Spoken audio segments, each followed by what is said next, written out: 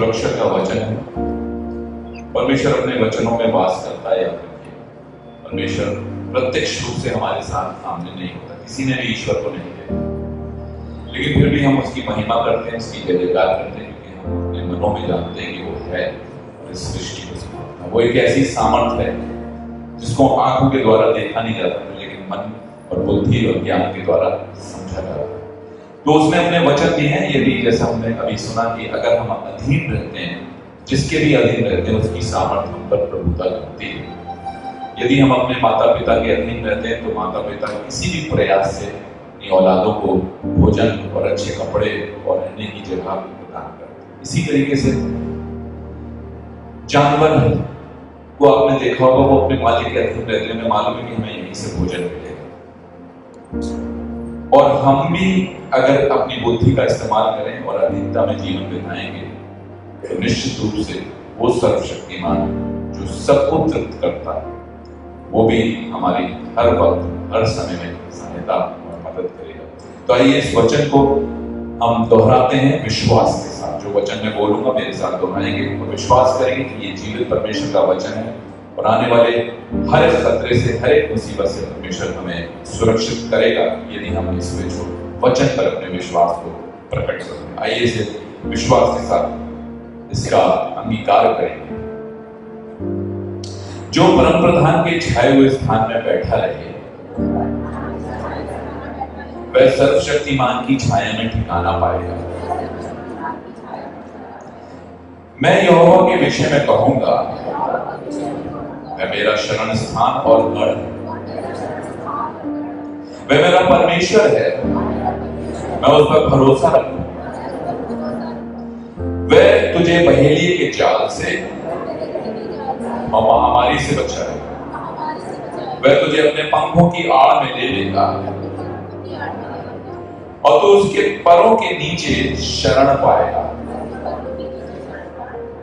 उसकी सच्चाई तेरे लिए ढाल और झिलम ठहरे।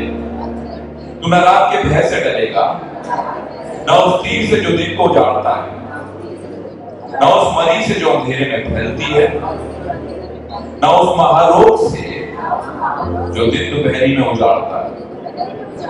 तेरे निकट 1000 और तेरी दाहिनी ओर 10,000 गिरेंगे, परंतु तेरे पास ना आएगा।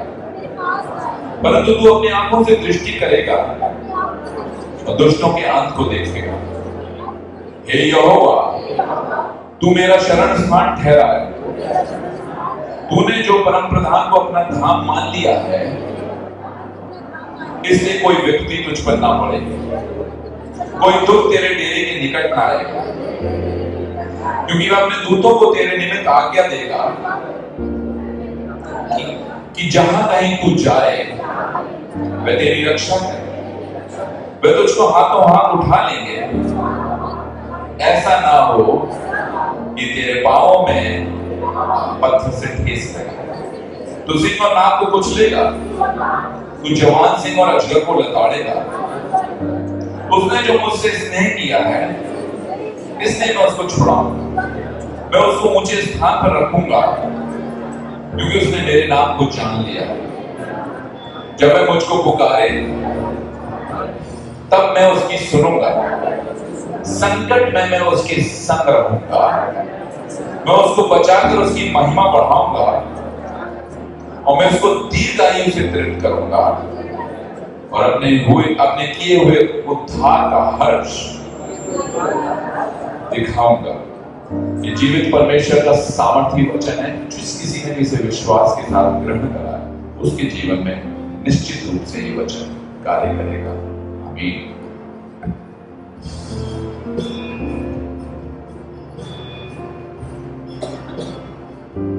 थैंक यू दीपक साहब। ये समय है जबकि हम परमेश्वर के वचन की ओर अपने ध्यान को केंद्रित करेंगे और दीपक साहब हमारे मन करते हैं, हम कार्य करते हैं।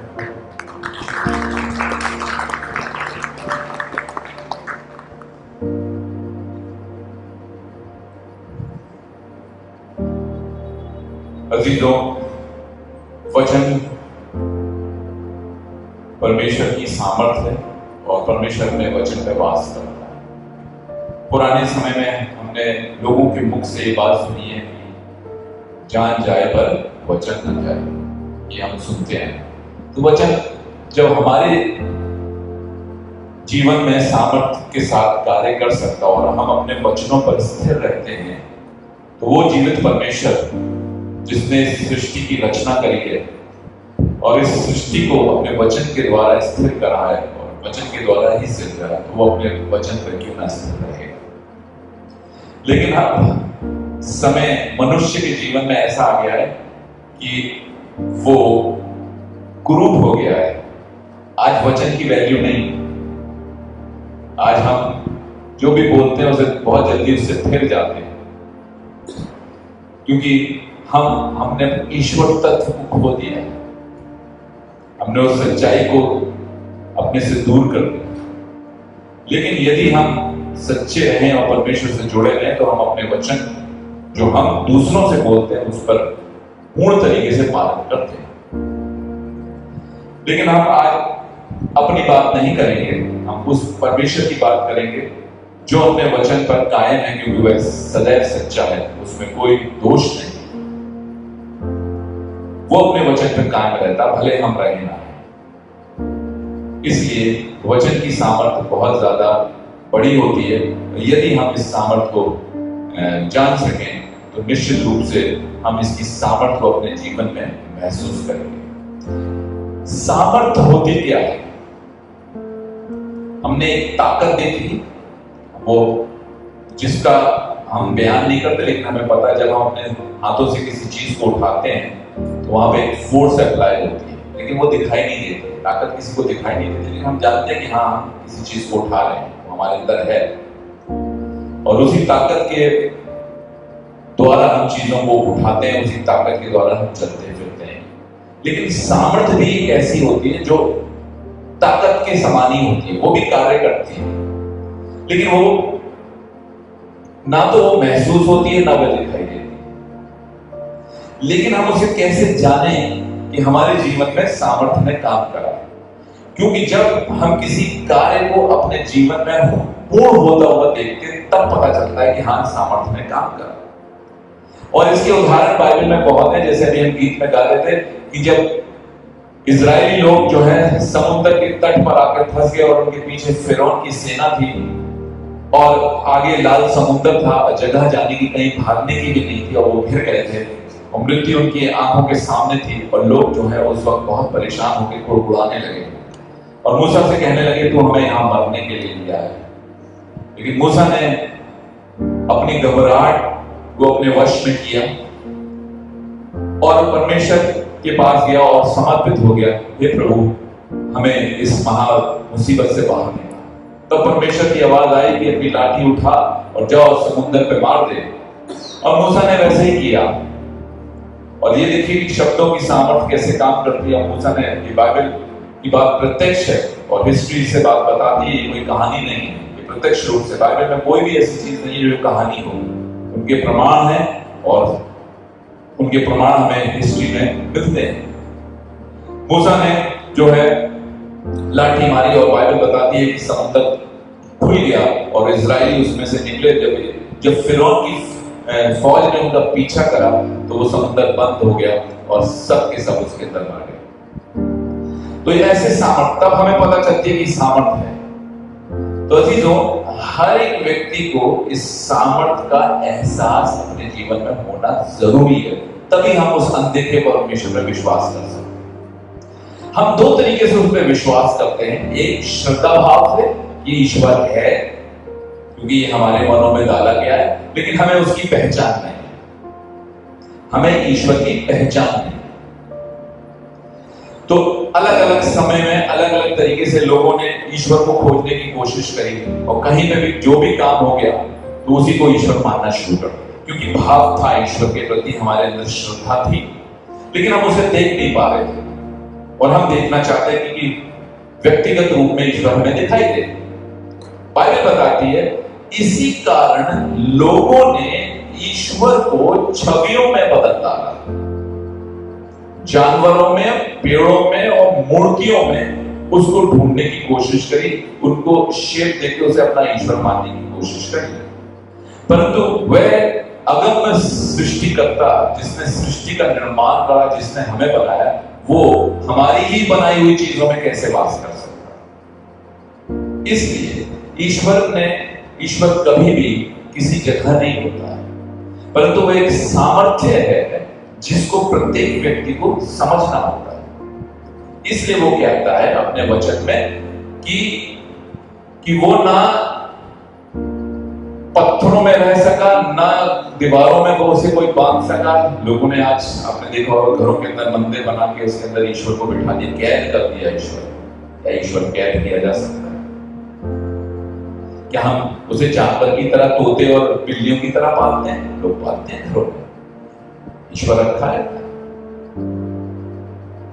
हम जानने की कोशिश ही नहीं करते कि ईश्वर है कौन। वो एक सामर्थ्य है जिसको किसी भी चीज में, किसी शेप में नहीं रखा जा सकता, परंतु उस सामर्थ्य को आपको समझना होगा। और इसलिए वो कहता है कि मैं मंदिरों में नहीं, परंतु मैं तुम्हारे हृदयों में वास करता हूं। और हम ईश्वर को मंदिरों में ढूंढने की कोशिश करते हैं, गिरजों में और गुरुद्वारों में और जगह जगहों में, तीर्थ स्थलों में उसको ढूंढने की कोशिश करते हैं, परंतु वह हमारे भीतर ही वास करता है, वो हमारे अंदर है।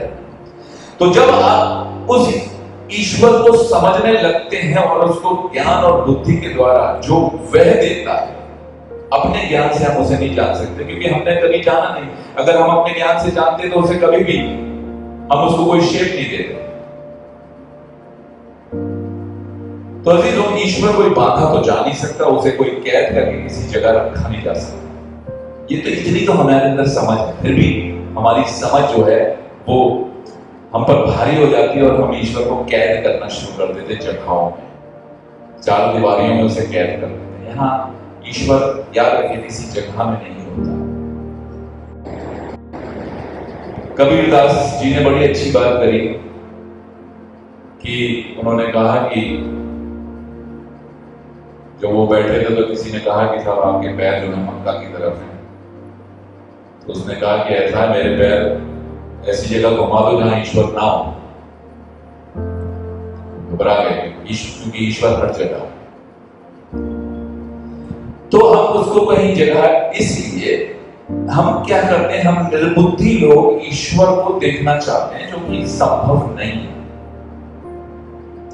उसको समझा जा सकता बुद्धि और ज्ञान से, जो वो हमें देता, और फिर उसकी सामर्थ्य को हम अपने जीवन में कार्य करते हुए देखते हैं। जैसे बीमारियों से चंगा होना, ये परमेश्वर की सामर्थ्य के द्वारा ही होता है। बाइबल में यीशु मसीह ने बहुत से लोगों को चंगा करा और फिर उसके बाद परमेश्वर के चेलों ने चंगा करा। कैसे? सिर्फ प्रार्थना के द्वारा। और आप में से बहुत से लोगों ने अपने जीवन में प्रार्थना के द्वारा बीमारियों से मुक्त होने का वो जाना है, देखते, वही तो सामर्थ्य है। तो उस सामर्थ्य को कोई कैद कर सकता है? नहीं कर सकता। क्या उस सामर्थ्य को किसी को बांटा जा सकता है? नहीं, क्योंकि ये किसी चीज में नहीं है। तो उसकी सामर्थ्य हमारे अंदर से कार्य करती है विश्वास और अधीनता के द्वारा। जैसे अभी कहा गया, जब कोई भी पुत्र या पुत्री अपने माता पिता के विरोध में हो जाए तो वो उसका पालन पोषण नहीं करेंगे, लेकिन अगर वे समर्पित रहते हैं तो माता पिता उनका पालन पोषण करते हैं। अगर पुत्र पिता से बगावत कर दे तो उसकी में कोई साझेदारी, कोई हिस्सेदारी नहीं हो सकती।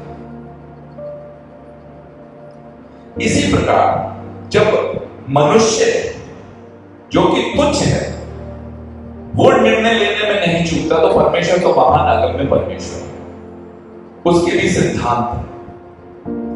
तो जब हम उसके वचन की अधीनता में अपने जीवन को बताते हैं, तो उसके वचन की सामर्थ्य, जिसके द्वारा सृष्टि रची गई, जिसके द्वारा चीजें हुई, जिसके द्वारा चंगाइयां हुई, जिसके द्वारा दुष्ट आत्माएं निकाली गई, सब कुछ हुआ उस वचन के द्वारा। जो व्यक्ति उस वचन के अधीन होता है, उसके जीवन में वचन की सामर्थ्य कार्य करती है। हम में से बहुत से लोग और सारी पृथ्वी के लोग अलग अलग धर्मों में बट गए हैं श्रद्धा के भाव से।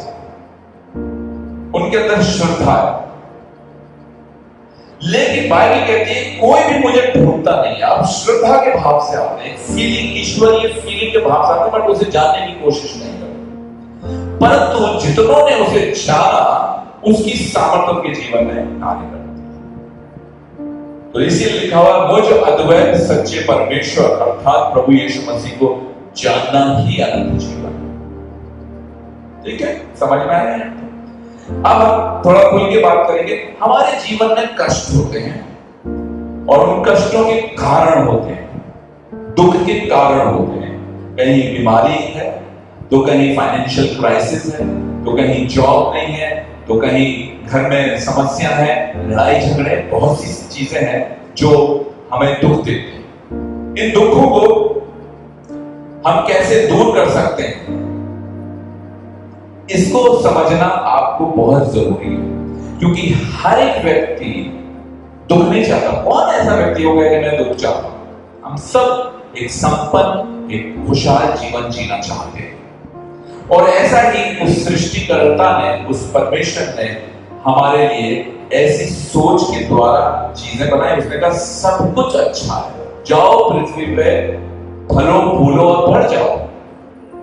परंतु दुख कहां से आ गया, पीड़ाएं कहां से आ गई, कष्ट कहां से आ गया, रोग कहां से आ गए, ये हमें सोचने की आज आवश्यकता है। हम किसी भी चीज का निवारण तो चाहते हैं, रोग निकलता नहीं है। हम दुख को दूर करना चाहते हैं, लेकिन वो जाता नहीं। क्यों नहीं जाता? क्योंकि हम ये चाहते हैं कि दुख चला जाए। ये तो सभी चाहते हैं। कौन दुख को गले लगा के रखता है? कौन पीड़ाओं को गले लगाना चाहता है? कोई नहीं चाहता। ये तो स्वभाव से ही हम अच्छा चाहते हैं, लेकिन ये जाएंगे कैसे फिर? और बाइबल के अंदर उस जीवित परमेश्वर ने हर चीज का निवारण दिया।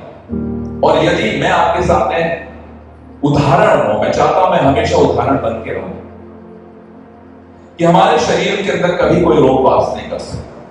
यदि हम करते क्या है, हम रोगों को दूर करने की कोशिश करते हैं, लेकिन हम नहीं चाहते कि रोग कैसे दूर होता है, इसका कारण क्या है। कारण को समझना। एक डॉक्टर भी जब इलाज करता है तो कहता है इसका कारण क्या है। अच्छा साहब आपको शुगर है, तो क्या कहता है, आप जो है चीनी बंद कर दीजिए साहब, आप चावल खाना बंद कर दीजिए, आप ये कम कर दीजिए। तो कारण तो वही है ना, जब आपने रूट कॉज हटा दिया तो वो अपने आप जो रोग है वो खत्म हो जाता है। एग्जाम्पल दे रहा हूं। लेकिन कुछ रोग ऐसे हैं जो खान पीने से उनकी कोई समस्या नहीं है, वो बस गए हैं। वो कैसे गए, वो आपके अंदर से कैसे निकलेंगे, उनसे आप कैसे छुटकारा पाएंगे, उनसे आप कैसे निवारण पाएंगे? तो हमें इसकी समस्या का जो है समाधान तभी मिलेगा जब हम इसके कारण को समझेंगे कि ये क्यों आया। बाइबल बताती है कि हर एक बीमारी, हर एक दुख दंड का कारण है। मनुष्य के ऊपर दंड के रूप में आता है, और वो ईश्वरीय दंड होता है जब हम अपने जीवन में बुराइयां करते हैं, पाप करते हैं। लिखा जब पाप बहुत बढ़ जाएगा तो क्या करेगा, मृत्यु को उत्पन्न करेगा। तो मृत्यु क्यों आती है? कितने लोग जानते हैं? तब अभी रिसेंटली मैं सुन रहा था एक जगह पे, मृत्यु तो अनिवार्य है, मृत्यु तो आनी है। अब आप कितने अभागे लोग हैं, और यही जो है चिंता का विषय है कि आपने एक चीज को बस अडॉप्ट कर लिया, मृत्यु तो आनी है, लेकिन आप ये नहीं जानते मृत्यु क्यों आती है। बाइबल जो बताती है कि जब पाप किसी के जीवन में बहुत बढ़ जाता है तो वो मृत्यु की ओर ले जाता है। आप किस लिए मरते हैं? क्या कोई डेफिनेट टाइम परमिशन नहीं है? हम पुराने टाइम में जाते हैं तो वहां 960 970 साल लगते लगते इंसान मरता था। फिर जब वो बाहर आया और पाप आया, पाप के बाद आप देखते हैं कि मृत्यु जो है, जो जीवन का जो दर है वो घटता चला गया। तो ये परमेश्वर की ओर से नहीं, ये पाप की ओर से। परमेश्वर ने हमारे जीवन को नहीं घटाया एक्चुअली, लेकिन क्योंकि हमारे जीवन में पाप बढ़ता चला गया, इसलिए मृत्यु का दर जो है वो नजदीक आता चला गया। हम जल्दी मर रहे हैं। आप सोचिए 960 से लेकर आज हम 60 साल पे आ गए कि 60 साल में ना सोच से भी जल्दी लोग मर जाते हैं। मेरा जो सोचने का तरीका है वो मैं परमेश्वर के दृष्टिकोण से चीजों को देखता हूं। अपने दृष्टिकोण से आप परमेश्वर को कभी नहीं समझ सकते। इसलिए लिखा मुझे जो है सच्चे परमेश्वर को जानना ही आना चाहिए। तो हमें एक बात बहुत खुल के समझ में आएगी, मृत्यु का कारण क्या है? पाप। क्लियर हो गया? और कोई कारण नहीं। अगर बीमारी से मर रहे हैं, किसी भी कारण से मर रहे हैं, कारण पाप ही है। पाप क्या है और पाप की डेफिनेशन क्या है? हर एक वो बात जो गलत है वो पाप है। हर एक बात जो गलत है, क्योंकि हर एक कहते हैं ना, कोई भी चीज आप गलत करते हैं तो उसकी कॉन्सिक्वेंसेस आपको झेलने पड़ते हैं। हर एक बात जो गलत है वही पाप है। तो जब हम परमेश्वर से दूर हुए तो हम पाप में बढ़ते चले गए और मृत्यु का दर जो है वो घटता चला गया। हमारी मृत्यु का जो एज है वो कम होती चली गई और आज जो औसतन एज जो है वो 65 साल में, औसतन मतलब कोई 90 साल जी रहा तो कोई 45 में मरा, तो इसका जो एग्रीगेट जो एवरेज निकालेंगे, एवरेज एज इज 65 लोगों को। लेकिन हम देखते हैं कोई जल्दी मरता है तो हमने एवरेज एज बताई। तो अब जब मैं इस बात पे कार्य कर रहा था और इस पे सोच रहा था, मैं बहुत सोच रहा था कि प्रभु मृत्यु आती क्यों है? सब लोग कहते हैं हाँ मरना है, साहब मरना है, मरना है, लेकिन बाइबल मृत्यु के विषय में क्या कहती है? और मेरे दृष्टिकोण ने जब मैंने बाइबल को कायदे से समझा, तब गहराई से मैंने कहा अदन की वाटिका में पाप हुआ और पाप से वह बाहर आए और फिर वहां से जिस दिन तू इस पेड़ का फल खाएगा उस दिन तू मर जाएगा और मृत्यु शुरू हो गई, अर्थात पाप शुरू हो गया, अर्थात ईश्वर से अलगाव होना पाप है, परमेश्वर से दूर होना। हम सब के अंदर ईश्वर के प्रति लगाव है लेकिन हम उसे समझ नहीं पाते। इसलिए हमारे समाज के अंदर, हमारी दुनिया के अंदर जो है धर्मों के बंटवारे हो गए, क्योंकि हम सब ने अपनी बुद्धि, अपनी समझ से ईश्वर को अपने हिसाब से बांट लिया और फिर हम कह रहे हैं this is my faith.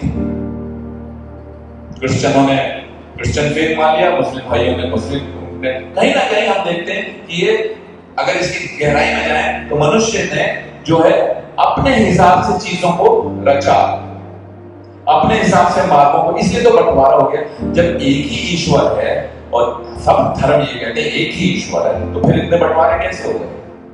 Why we are divided? और फिर उसी ईश्वर के लिए आपस में लड़ते हैं, मारना पीटना करते हैं। तुम कौन होते हो किसी को मारने वाले? तुम कौन होते हो ईश्वर के लिए लड़ाई झगड़ा करने वाले? क्या ईश्वर की सामर्थ्य है नहीं जिसने सृष्टि को बनाया? क्या जो सबको सबके हिसाब से बदला लेना? हम कौन होते हैं बदला लेने वाले? तो हम शुरू से ही अपने हाथों में चाल लेने वाले बन गए, न्याय करने वाले बन गए। हम न्याय करेंगे साहब। मैं तमाम उन लोगों से कहता हूं इस बात में, आप कौन होते हैं न्याय करने वाले? क्या ईश्वर मर गया है जो आप न्याय करोगे? न्याय करना तो उसका काम है। मनुष्य कहां से न्याय करने के लिए आ गया? आपको किसने अधिकार दिया? परमेश्वर ने कहा बदला लेना मेरा काम है, मैं लूंगा, मैं न्याय करूंगा। जो और न्याय वो कैसे करता है? यही न्याय होता है। बीमारी, दुख, तकलीफ और ये मृत्यु आती है और फिर वो व्यक्ति समाप्त होकर अधोलोक में चला जाता है। यही उसका न्याय है। तो ईश्वर न्याय करता है, आप उसमें न्याय करके अपने पर ही दुख लेकर आते हैं, क्योंकि आपको कभी न्याय करने का अधिकार नहीं। न्याय करना ईश्वर का। इसलिए बाइबल कहती है कोई इस दांत पर चाटा मारे तो कहो इस पे भी मारो, मार के अगर तुम्हें सुख मिल रहा है तो ले लो, क्योंकि दंड तो तुम्हें ही मिलेगा। कोई भी किसी को दुख देगा तो उसका दुख उस पर आएगा, लेकिन अगर आपने एवज में उसको दुख दिया तो आप भी भागीदार हो गए। इसे बाइबल कहती है तुम मत करो कुछ, करने दो उनको, वो उनका फल भोगेंगे। लिखा जो जैसा बोएगा वो वैसा ही काटेगा। तो तुम्हें परमेश्वर गलत होने से, अन्याय करने से रोकता है, क्योंकि वो जानता है कि फिर उसका फल भोगना। पहली चीज तो ये, तो वो हमें बुद्धि, समझ और ज्ञान देता है, इसलिए हमारे आचरण बदल जाते हैं, हमारी सोच बदल जाती है, हमारी विचारधारा बदल जाती है। हम किसी से बदला लेना नहीं चाहते, परंतु हम सबकी सहायता और मदद और प्रेम से अच्छी तरीके से लोगों से बातचीत करने लगते हैं। हमारा स्वभाव ही बदल जाता है, क्योंकि हमें ज्ञान आ गया ईश्वर का, क्योंकि मैं जैसा बोऊंगा वैसा ही मैं काटूंगा। फिर जब लोगों के ऊपर दुख आता है वो समझ नहीं पाते ये दुख क्यों आया। याद रखिए, हर एक व्यक्ति पे अगर दुख है तो उसका कोई कारण है। अपने आप कैसे आ जाएगा? कोई ना कोई तो कारण होता है हर चीज का। कोई भी चीज अपने आप नहीं आती। इसलिए जरूरी है कि हम भेद को समझें। तो अभी तो परमेश्वर ने ऐसे ही, लेकिन जब प्रभु यीशु मसीह को परमेश्वर ने जगत में भेजा तो क्यों भेजा? परमेश्वर ने जगत में प्रभु यीशु मसीह को क्यों भेजा, इसको जानना हर व्यक्ति के लिए आवश्यक है। क्योंकि प्रभु यीशु मसीह उस बाइबल कहती है उस अदृश्य परमेश्वर का प्रतिरूप है। क्योंकि परमेश्वर कि हम सब संतानें हैं और परमेश्वर हमसे प्रेम करता है जैसे हम अपनी संतानों से प्रेम करते हैं। चाहे कितनी भी बुरी संतान हो, मां के लिए तो अपना लाडला सबसे प्यारा है। अगर वो किसी का खून करके उसकी फांसी भी होगी तो मां के आंसू टपकेंगे। वो ये नहीं देखेगी मेरे बच्चे ने पाप करा कि इसको सजा मिलेगी, फिर भी उसके आंसू टपकेंगे। इस बात को समझिए। In the same way God also loves अस। लेकिन हमारा परमेश्वर न्यायी भी है। हमारी माएं न्यायी नहीं है, हमारे पिता न्यायी नहीं है। वो अपने प्रेम भावना के कारण अपने बच्चे का पाप को छुपा देते हैं, लेकिन परमेश्वर ऐसा नहीं है। परमेश्वर ने कहा ऐसे तो मैं पाप किसी के क्षमा नहीं कर सकता। इनके पापों को प्रेम है मुझे, लेकिन मैं अपने बच्चे की गलती को ऐसे नहीं ढांप सकता था, तो मैं न्यायी हो जाऊंगा। मैं तो इस पूरी सृष्टि का संचालन करता हूं, मैं ही न्यायी हूं तो ये तो पक्षपात हो जाएगा। तब परमेश्वर ने कहा नहीं, मैं मनुष्य का रूप लूंगा और अपने आप को, ये जो क्रूस है ये घृणित मृत्यु कहलाती है। बाइबल बताती है क्रूस की मृत्यु डकैतों को, डाकुओं को, चोरों को और उस जमाने में रोमन साम्राज्य के अंदर तमाम घृणित काम करने वालों को जो है मृत्यु दी जाती है। और परमेश्वर ने इस योजना के तहत, और उसकी योजना थी कि मैं अपनी संतानों पे, हम उसकी संतान है, सब लोग, सब धर्म और सब जाति के लिए तो हमने अपने आप को बांट दिया, लेकिन हर व्यक्ति उसकी संतान है। इसलिए यूहन्ना 3:16 से 17-18 तक पढ़ेंगे। 16, 17, 18 ये वचन ध्यान से समझिएगा। यही हमारा बल और यही हमारी सामर्थ्य है और परमेश्वर की मनुष्यों के लिए योजना है ताकि आप मृत्यु और दुख और पीड़ा और कष्टों से बाहर हो सके। इसको समझना होगा। आपको पता होगी, लेकिन फिर भी मैं कह रहा हूं, इसे समझिए। 16 को शुरू करेंगे। क्योंकि परमेश्वर ने जगत से ऐसा प्रेम रखा कि उसने अपना इकलौता पुत्र दे दिया, ताकि जो कोई उस पर विश्वास करे वो नष्ट ना हो परंतु अनंत जीवन पाए। परमेश्वर ने अपने पुत्र को जगत में इसलिए नहीं भेजा कि जगत पर दंड की आज्ञा दे, कि जगत पर दंड की आज्ञा दे, परंतु इसलिए कि जगत उसके द्वारा उद्धार पाए। तो अब परमेश्वर ने अपने पुत्र, अच्छा आप कहेंगे साहब, बहुत से लोग कहते हैं कि हम लोग ईश्वर को अपनी तरह समझते हैं कि जब शादी होगी तभी बच्चे होंगे, है ना। हमारी मानसिकता इतनी सीमित ही तो है, तो हम अपनी सीमाओं के अधीन ही सोचते हैं। अरे भाई उसके पुत्र कहां हो गया बिना पत्नी के, उसकी तो कोई पत्नी नहीं है, तो उसके बच्चा कैसा हो गया। तो पुत्र की परिभाषा होती है जो मुझ में से निकला वो पुत्र होता है। तभी हमें इसको समझते भाई मुझ में से निकला, मां की कोख में से उसका बच्चा निकला, लेकिन वो क्या होगा, वो उसकी औलाद हो गई। हम साइंस में देखते हैं परमेश्वर ने इस चीज को बना के रखा है कि पुत्र दूसरे तरीके से भी होते हैं, विभाजन से भी होते हैं। जैसे हमारे सेल अपने अंदर ही मल्टीप्लाई होते हैं, 1 से 2 हो जाते हैं, वो डिवाइड करके 2 बन जाते हैं। अमीबा जैसी चीज है, ये 2 हो जाते हैं, डिवाइड करके मल्टीप्लाई होते हैं। साइंस बताती है, अगर आप साइंस के स्टूडेंट होंगे तो इस बात को जानते हैं कि they divide and they become 2। So in this manner, कि यहां पर इसमें एक और चीज है, in this manner God has divided himself into another part and that is called his son, क्योंकि वो उसमें से निकला इसलिए उसे पुत्र बोला गया। तो दूसरे शब्दों में परमेश्वर ने अपने आप को मनुष्य के रूप में इस पृथ्वी पर लेकर आया। क्यों? इसको जानना बहुत जरूरी हर एक मसीह को। अगर जब आप चीजों को जानते नहीं हो फिर कहता है यीशु मेरा उद्धार करता है, तो वो काम नहीं करेगा। इमोशनल फीलिंग से चीजें नहीं होती। इसलिए बहुत से मसीह हमारे इसी मसीह में बीमार हैं, दुखी हैं, परेशान हैं। क्यों? क्योंकि वे परमेश्वर को उसके दृष्टिकोण को नहीं समझते। जो व्यक्ति ईश्वर के दृष्टिकोण को समझेगा उसको उसी तरीके से जानेगा जिस तरीके से वो मनुष्य में प्रकट करना चाहता है, ना कि उसमें अपनी बुद्धि और अपनी समझ लगा के चीजों को खराब करना। इसलिए लिखा है कि उन्होंने परमेश्वर के वचनों को तोड़ मरोड़ कर अपने सहूलियत के हिसाब से कई लोग इस्तेमाल करते हैं। That is wrong and that word will not help you actually, it will destroy you. तो परमेश्वर ने जगत में क्यों भेजा प्रभु यीशु मसीह, हमें इसको गहराई से अंदर अंतरात्मा से समझना, क्योंकि हर एक पाप का दंड है। समझेंगे, हर एक पाप का दंड है। आप ये कह दो नहीं मैं तुम्हारे पाप क्षमा नहीं, परमेश्वर ऐसा नहीं कर सकता। इसलिए उसने कहा कि मैं जो मनुष्य देह में पाप करता है इसकी मैं भी देह में जाकर और इस सब पापों का दंड जो कि क्या है, मृत्यु। पाप का दंड क्या है, मृत्यु है। The wages of sin is death, पौलुस कहता है। तो उस मृत्यु को, उस घृणित मृत्यु, उसकी पाप में मृत्यु को मैं अपने ऊपर लूंगा। मैं संसार के सारे पापों को अपने ऊपर लेकर अपने आप को इस घृणित मृत्यु, क्रॉस जो हम गले में लटका के बोलते हैं, ये घृणित मृत्यु है। लेकिन लोग कहते हैं साहब क्रॉस है, लेकिन अगर देखा जाए वास्तविकता में तो ये घृणित मृत्यु है। डकैतों को, डाकुओं को, चोरों को वहां मिलती थी। इसलिए हमें कॉन्सेप्ट नहीं समझ में आते। आपने मेरे गले में चेन नहीं देखी, क्रॉस नहीं देखी होगी।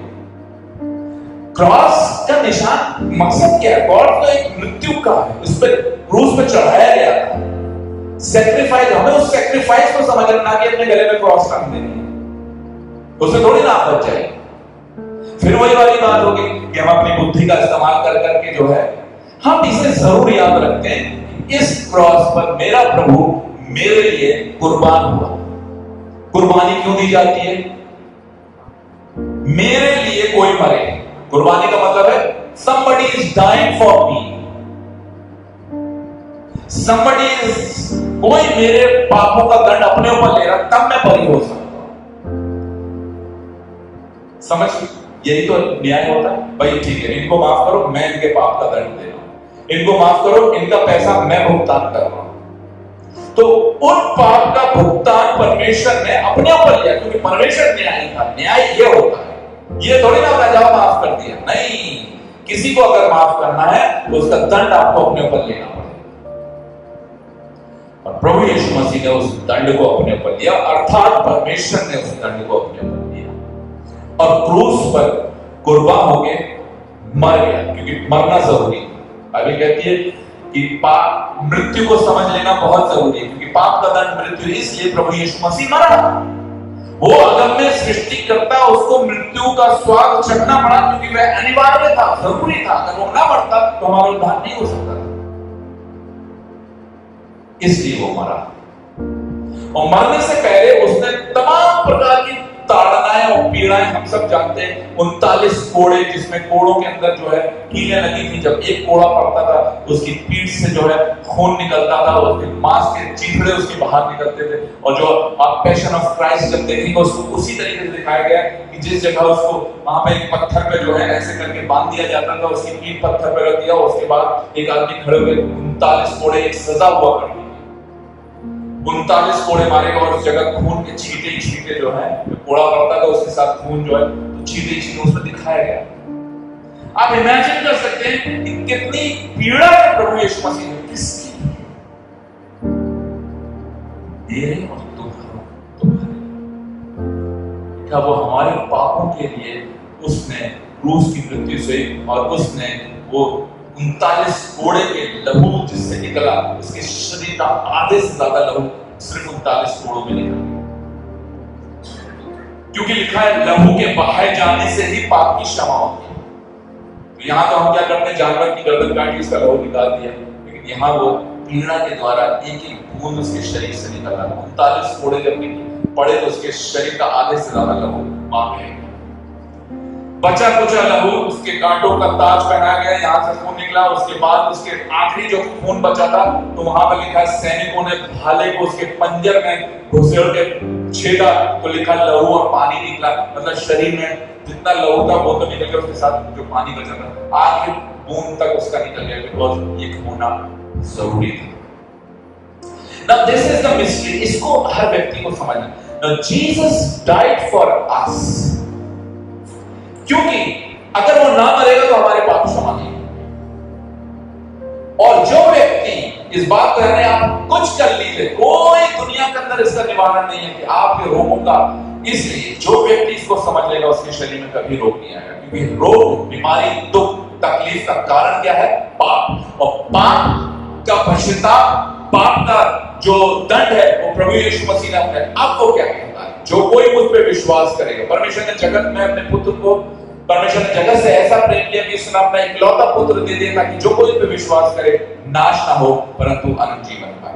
पहली चीज, आपको इस बात पर विश्वास है, हाँ प्रभु परमेश्वर यीशु मसीह मेरे लिए मरा, उसने मेरे पापों के लिए क्रूस पर अपना, ये आपके दिमाग में होना चाहिए, क्योंकि यही आगे अभी कहानी खत्म नहीं हुई, खाली विश्वास नहीं। क्योंकि जब आप किसी चीज पर विश्वास करते हैं तभी आगे आपके जीवन में कार्य होता है। तो पहला जो स्टेप है वो विश्वास करना। इसलिए जितने लोग इस बात पर विश्वास करते हैं कि प्रभु यीशु मसीह क्रूस पर मेरे लिए मारा गया, वो मसीह पर विश्वास करते हैं और वो मसीह कहलाते हैं। इसलिए नहीं उन्होंने किसी धर्म को अडॉप्ट कर लिया, परंतु इसलिए कि उन्होंने उस सत्य को जान लिया, उस अनंत छुटकारे को जान लिया कि प्रभु यीशु मसीह मेरे पापों के लिए मारा गया और मैंने इस पर यकीन करा। अब यकीन करने के बाद दूसरा पार्ट होता है,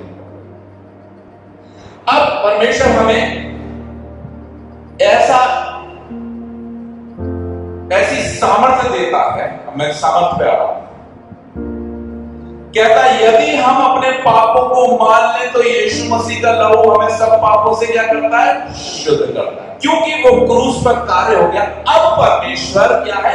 न्यायी हो गया। अब वो आपके पापों को क्षमा कर सकता है। अब वो जो है गलत डिसीजन नहीं ले रहा, because he has paid the price of your sins. हम सबके पापों का प्राइस उसने भुगतान कर दिया। अब वो क्या है? न्यायी है, आपके पापों को क्षमा करने का उसके पास हक है। कितना न्यायी परमेश्वर, न्याय ही से दुनिया संचालित है। इस दुनिया के अंदर जितने भी दुख परेशानियां हैं वो अब कारण किसी के पास नहीं है, याद रखिए। अगर आज आप दुख में हैं तो आपने इसके लिए कुछ ना कुछ गलत करा है। तो कहते हैं हमारे जीवन में क्यों दुख आ रहा है? क्योंकि तुमने करा है, तुम जैसा बोगे वैसा काटोगे।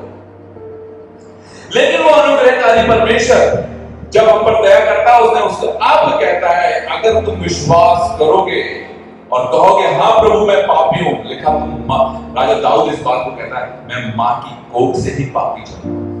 हम पाप को लेके जन्मते, इसलिए पाप हमारी रगों में भरा हुआ। अब सबसे पहला काम, जब आप सच्चाई के बाद इस बात को समझते हुए, जब आप इस बात को समझ लेते हैं कि वो परमेश्वर एक होता ना, हाँ ये नहीं, जब अंदर से भीतर से समझ लेते हैं तो आप दुखी होते हैं। प्रभु मुझ नाचीज, मुझ तुच्छ, मुझ गंदे इंसान के लिए तुमने अपने प्राणों को दिया ताकि मैं बचा रहे। It's credit of God on you. वो भार लेकर मैं हमेशा और आप सबको जीना चाहिए। हाँ मेरे पापों के लिए तो इतना बड़ा भार है। If we are saved, we are saved। लिखा तुम्हारे अच्छे काम, मैंने देखा है हर इंसान स्वार्थी है और जो भी अच्छा काम करता है स्वार्थ से ही करता है। स्वार्थी है इंसान। अगर वो अच्छा भी किसी के साथ करता है तो स्वार्थ से करता है, अपनी मनसा को पूर्ण करने के लिए करता है, स्वभाव से नहीं करता है, परंतु अपनी मनसा को। इसलिए वो कहता तुम्हारे सारे अच्छे काम जो है स्वार्थ के लिए, इसलिए मैंने चिथड़े कपड़े के समान है। फिर सब दूसरी चीज आती है कि हम जब ये जानते कि मैं पापी हूं, मैं मां की कोख से ही पापी जन्मा हूं, यहां से जो व्यक्ति ये बात जान ले कि मैं पापी हूं, यही से उसके लहू की सामर्थ हमारे जीवन में कार्य करना शुरू होती है। और हम क्या करते हैं फिर इसके बाद, जब आप जान लेते हैं कि मैं गलत हूं, क्या करते हैं? बहुत से लोग हैं जो अपनी गलती में जी रहे हैं और बड़े जोश के साथ हाँ ऐसे जो हैं हम, कुछ ऐसे होते हैं कि जो मान लें। यदि हम अपने पापों को मान लें तो यीशु का वो लहू जो क्रूस पर बहाया गया वो हमारे सारे पापों को क्या करता है? बाकी के दिन धो देता है। जब पाप धुल गए तो रोग, बीमारी, दुख, संकट, कलेश जो इन पापों का ही कारण है आपके जीवन से अपने आप दूर हो जाए। कितनी सरल है चीज, कितनी, लेकिन हमारे दिमाग में जब नहीं घुसती तो ये बहुत टफ हो। हम इधर भागते हैं, उधर भागते हैं, कहीं से कुछ ना कुछ हो जाए, लेकिन कुछ नहीं होता क्योंकि इसका कोई निवारण नहीं। आज होता तो आपको मिल गया होता, लोगों को नहीं। इसलिए इन क्रिश्चियनिटी, मसीहत में ही इसका निवारण है। मसीह का मतलब है, मसीह जानते हैं मसीह का मतलब? मसीहा, यीशु मसीहा मतलब बचाने वाला। परमेश्वर ने उसे अपने प्रतिरूप में, परमेश्वर ने खुद अपने आप को मनुष्य के रूप में लेकर कुर्बानी करके एक ऐसा मार्ग निकाला जो जीवन है। यीशु मसीह जब आता है जगत में क्या कहता है? मैं ही मार्ग, सत्य और जीवन है, मेरे बिना कोई पिता के पास नहीं पहुंच सकता, क्योंकि जब तक आपके पाप क्षमा नहीं होंगे। लेकिन मृत्यु के बाद होता क्या है? यहां पे थोड़ा सा बाइबल बताती है कि मृत्यु की बात क्या होता है। बहुत से ग्रंथ इस बात को बताते हैं। स्वर्ग और नरक की बात हमने सुन रखी है। एक आदमी जब मरता है तो जो लोग रोते हैं, कौन? और जब आदमी कोई मरता है सब रोते हैं ना, तो कौन खुश होता बताइए? क्यों नहीं खुश होते? कभी कोई मरे तो आप खुश हो सकते हैं। अब बैंड बज रहा है, आनंद, परमेश्वर तेरा धन्यवाद हो, हमारी माता चली गई, तो लोग हंसने लगेंगे क्योंकि वे गधे हैं, उनको पता नहीं, क्योंकि मृत्यु से वे डरते हैं, क्योंकि उनको मालूम है उनको कहां जाएंगे? नरक में। बोलते जरूर है स्वर्गवासी हो गए, वही स्वर्ग में। स्वर्गवासी कैसे हो जाओगे? फिर तो नरक किस लिए बना है? कोई मरता तो वही कहता है कि नरक में जाएगा। घर वाले लड़ने लगे, हमारी माता को, हमारे पिता को नरक में भेज रहे, पंडित को मारने लगे, पास्टर को मारने लगे, सब डर के मारे क्या करते? सबको स्वर्ग में भेजते। नरक भी तो बना है। स्वर्ग में सिर्फ वो जाएगा जिसके पाप क्षमा।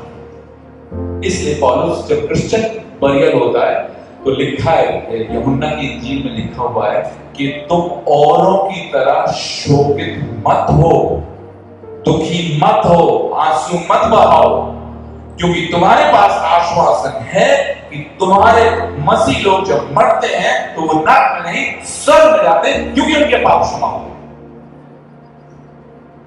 लेकिन फिर भी मसीह रोते हैं, रोते नहीं रोते, क्योंकि उनके पास ये आश्वासन नहीं, होते हुए भी नहीं, क्योंकि वो देख ही नहीं सकते, वो जानते नहीं।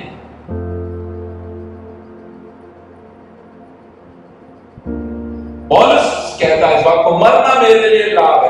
हम यहां मरने से डरते हैं, कहते एक दिन और जी लें, 2 दिन और जी लें, और कहता मरना मेरे लिए लाभ है, क्योंकि मर के तो मैं स्वर्ग में ही जाऊंगा, उस अनंत में जाऊंगा, ना दुख है, ना पीड़ा है, ना संकट है, कुछ नहीं। वहां स्वर्ग ऐसी सुंदर जगह है, बाइबल बताती है। तो मृत्यु जो है, हमें मृत्यु के बाद हमारी शरीर यहां हो जाता है, और आत्मा जो हमारा कॉन्शियस है, जिसमें हम सब कुछ सोचते हैं, सारे निर्णय लेते हैं, शरीर में निर्णय नहीं लेते, हम आत्मा में, कॉन्शियस में निर्णय लेते हैं। इसीलिए, लेकिन शरीर का पीड़ा हमारी आत्मा को महसूस होती है, कुछ भी चुभाव हमारी आत्मा को महसूस होती है, दुख हमें महसूस होता है। तो शरीर पर दुख इसीलिए दिया जाता है कि वह आत्मा उसको महसूस करे।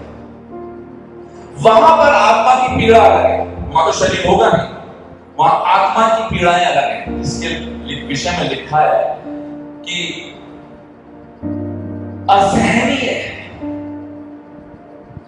और इस शरीर में जो पीड़ाएं हैं, जब आपके दांत में दर्द होता है, कहते हैं असहनीय, हालत खराब हो जाती है, और जितनी जल्दी होती है उससे छुटकारा नहीं। कभी कोई भी शरीर में कोई भी रोग हो जाए, आपको वो परेशान कर, और बाइबल बताती है वहां पर आत्मा को एक अनंत टाइम, एक बहुत लंबे समय तक पीड़ाएं उठानी पड़े। लेकिन हम नहीं सोचते, यही तो प्रॉब्लम, हम सोचते नहीं। हम सोचते नहीं है दुख कहां से आ रहे हैं, हम सोचते नहीं है कि इसका निवारण है। जो व्यक्ति लेगा, जो ढूंढेगा वो पाएगा, जो भटकाएगा उसके लिए खोला जाएगा, जो मांगेगा उसको दिया जाएगा। जब कोई व्यक्ति अपने मन के अंदर निर्णय लेता, प्रभु इन बीमारियों से, इन परेशानियों से छूट, परमेश्वर कहीं ना कहीं से, कैसे ना कैसे करके आपके सामने मांग ले आता है, क्योंकि वो हर एक मन को जो उसको ढूंढ रहा है और जो अपने दुख से निवारण चाहता है, उसको मार देता है, लेकिन सच्चाई के साथ, क्योंकि परमेश्वर ने झूठ काम नहीं करता। झूठे मन से परमेश्वर कभी किसी का स्वागत, सच्चे मन से, लेकिन टूटा मन परमेश्वर के योग्य है, बलिदान है। टूटे मन के पीड़ा के साथ, प्रभु मैं इस दुख से, इस पीड़ा से, इस बुराइयों से, इस गंदगी से बचना चाहता हूं, हेल्प मी माय लॉर्ड। पौलुस तक कहता है कि परमेश्वर की सामर्थ्य के द्वारा मैं सब कुछ कर सकता हूं। और उसकी सामर्थ्य निर्बलता में कार्य करती जब तुम कमजोर हो। प्रभु ये मेरे बस की बात। लेकिन उससे पहले आपको ये बात समझनी है कि आपके पाप क्षमा कैसे हो, क्योंकि आपके पाप का दंड प्रभु यीशु मसीह ने क्रूस पे दे दिया। अब कहता है जो कोई अपने पापों को मांग लेगा उसके पाप क्षमा। दूसरी चीज, हमारे पास श्राप होते हैं जो हमारे बाप ने लिखा, 7 पीढ़ियों के श्रापों का दंड हम भोगते हैं। 7 generations। मेरे दादा ने जो पाप करे, दादा के दादा ने पाप करे, उनका दंड हमारे ऊपर आता है। कई लोग कहते हैं हमने कभी किसी का बुरा नहीं करा, हमारे साथ ही क्यों हो? क्योंकि हमारी 7 पीढ़ियों में से किसी ने पाप करा था, 7 पीढ़ियों तक दंड दिया जाता है और 7 पीढ़ियों तक हमारे माँ बाप के अच्छे कामों का फल भी दिया जाता है। दोनों चीज। बट क्योंकि हमारे अंदर पाप बाप दादाओं का बहता रहा, हमारा स्वभाव भी पापी होता है, हम भी पाप करते हैं और ये पाप जी पीढ़ी दर पीढ़ी बढ़ता जाता है। इसको एक जगह स्टॉप करना है। एंड एक वो पीढ़ी जो समझ लेती है वो उसको यहां रोकते हैं। हाँ प्रभु मैं पापी हूं, मेरे पापों को जैसे ही मैंने अपने पापों की क्षमा मांगी, अब मेरे आगे आने वाली पीढ़ी के जितने भी श्राप बाप दादाओं से चले आ रहे हैं वो तो खत्म हो जाएंगे। They will not travel further. But my personal sins will travel. मैंने अब जो पाप करे वो आगे बढ़ेंगे।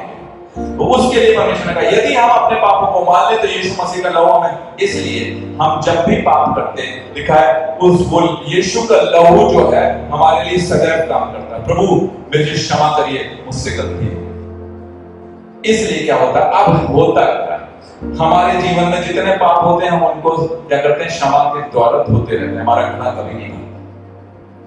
इस भेद को जानिए, क्योंकि इसका रीजन क्या है, जब पाप बहुत बढ़ जाता है तो मृत्यु को उत्पन्न करता है। तो मैंने ये बात समझ ली, पाप अगर इकट्ठा हुआ तो ये मृत्यु का कारण बने। तो हमारे पास सीधा सा सेवा, प्रभु तेरे लहू के द्वारा मेरे सारे पाप क्षमा करेंगे। एक होता है शुरुआती दौर में हम क्षमा मांगते हैं, और जब हम मैच्योर हो जाते हैं तो हम प्रोक्लेम करते हैं यीशु मसीह तेरे लहू के द्वारा मेरे सारे पाप क्षमा हुए, मुझ पर दंड किया गया।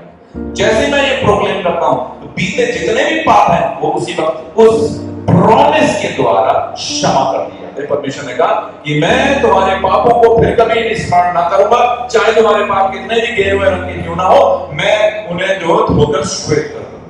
The moment you proclaim the promise, one is this, शुरुआती दौर में हम पापों के लिए क्षमा मांगते हैं, लेकिन जब मैच्योर हो जाते हैं तो हम इस प्रॉमिस को प्रोक्लेम करते हैं कि मेरे पाप क्षमा हो गए, मुझ पर दंड किया गया नहीं। क्योंकि मैं इस दिमाग के उस कोने में जब मैं ये बात बोलता हूं तो मैं ये जानता हूं क्यों, क्योंकि मेरे प्रभु ने उस घृणित मृत्यु के द्वारा मेरे पापों के लिए जो है भुगतान दिया। तो ये और मिलाकर एक क्या हो जाता है, प्रॉमिस हो जाता है। ये मैच्योर लोग हैं। जो मैच्योर नहीं है उनको अपने पापों के लिए क्षमा मांगनी पड़ेगी। लेकिन धीरे धीरे करके परमेश्वर अपने ज्ञान के द्वारा हमें मैच्योर करता है। अब जब आपके पाप क्षमा होने लगते हैं तब परमेश्वर की सामर्थ्य भी, क्योंकि अब लिखा है जैसे ही हमारे पाप क्षमा होते हैं तो हम क्या दोबारा से उसकी संतान हो जाते हैं। क्योंकि हम उसकी संतान पहले भी थे लेकिन पाप के द्वारा दूर हो गए। जैसे उड़ाऊ पुत्र में लिखा, पाप के द्वारा वो अलग हो गया, जब वो फिर वापस आया तो फिर संतान बन गया, फिर से उसका जो है स्वागत करा गया, फिर से उसको सामर्थ्य मिल गई। तो हमें भी सामर्थ्य मिलती है। फिर हम जब दूसरों के लिए प्रार्थना करते हैं तो उनके रोग, उनकी बीमारियों, उनके जीवन से दुष्ट आत्माएं तो निकल जाती है, लेकिन उद्धार नहीं होता। किसी व्यक्ति के जीवन से अगर आपने प्रार्थना करके बीमारी को दूर कर दिया है, दुष्ट आत्मा को दूर कर, तो इसका उद्धार नहीं। उद्धार तो सिर्फ यीशु मसीह के द्वारा है। वो पीड़ा से, वो पीड़ा उसके लिए जीवन से दूर हो जाएगी, पर उद्धार नहीं होगा, क्योंकि पाप का अंश तो उसके अंदर है। मृत्यु जो है टल जाएगी, लेकिन पाप सारे नष्ट नहीं होंगे और ना वो पाप से बचेगा। तो अजीजों, उसके बाद क्या प्रोसेस, 3 स्टेप्स हैं इसके। पहला कि कि ये बात समझना कि परमेश्वर ने मनुष्य के रूप में अपने आप को कुर्बान करा ताकि वो हमारे पापों को क्षमा कर सके। ये पहला सिद्धांत है, ऐसे ही किसी के पाप को क्षमा नहीं कर सकता। दूसरा है कि हमें ये समझकर अपने पापों की क्षमा मांगनी है ताकि हमारे पाप क्षमा। चौथा तीसरा स्टेप है कि हमें अपने पाप के घड़े को कभी भरने नहीं देना। याद रखेंगे हम, क्योंकि हम ये बात जानते हैं जब पाप बहुत बढ़ जाता है तो कहते हैं पाप का घड़ा भर गया, अब फूटेगा। सुना है, कहावतें हैं, हमारी समझ में आता नहीं है। तो जो आप पाप कर रहे हैं तो उसकी बात में जो देखो, ऐसा तो नहीं आप करते रहो, और इसका मतलब तो पाप करते रहो ताकि अनुग्रह होता रहे, नहीं। तो पाप अगर आपके जीवन से होता है तो आपको क्षमा तो मांगनी पड़ेगी, ये नियम है। और मैंने जब इस बात को समझ लिया तो मैंने अपना सिद्धांत बना लिया और मैं लगभग डेली बेसिस पे प्रोक्लेम करता, प्रभु मैं तेरा धन्यवाद करता हूं उस पवित्र लहू के लिए जो मेरे पापों के लिए बहाया गया। मेरे सारे पाप क्षमा हुए प्रभु, जाने अनजाने में जितने भी पाप करे मैं क्षमा मांगता हूं, और प्रभु मुझे धोकर शुद्ध कर झूठे से। अब एक दूसरी चौथी प्रक्रिया शुरू होती है, वो होता है स्वभाव बदलना। जो पाप का स्वभाव था वो मरने लगता है और ईश्वरीय स्वभाव हमारे अंदर डेवलप होने लगता है। ये चौथा चरण है जो बहुत इंपॉर्टेंट। ये कब पैदा होता है? जब तुम निरंतर बेसिस पे अपने पापों की क्षमा मांगते हो। राजा दाऊद ने इसको अच्छा समझाया, भजन संहिता 51, जूफे से रगड़ रगड़ कर मुझे धो। आप याद करिएगा, मैंने एक बार कहा था, इतना नहा लो एड़ी का मैल नहीं निकाल पाते। अभी उठा के देख लीजिए सबकी एड़ियों में बड़ी बड़ी दरारें पड़ेंगी, काला काला मैल जरूर पड़ेगा, मैल कहीं ना कहीं तो बचे ही नहीं।